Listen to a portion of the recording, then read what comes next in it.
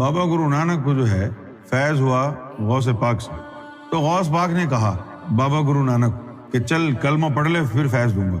तो बाबा गुरु नानक ने कहा मैं ला इलाहा इल्लल्लाह पढ़ लूंगा, मैं मोहम्मद रसूलुल्लाह नहीं पढ़ूंगा।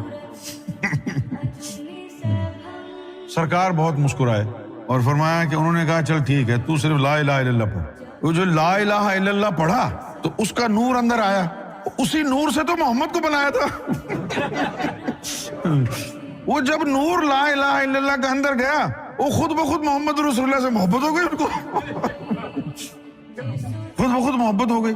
ये जो रूहानियत है, ये जो बातनी तालीम है, इसमें ये नहीं होता कि जी हुजूर से भी प्यार कर दो, हजरत अली से भी करो, इमाम हुसैन से भी करो, किसी से नहीं करो, सिर्फ अल्लाह का नूर ले आओ।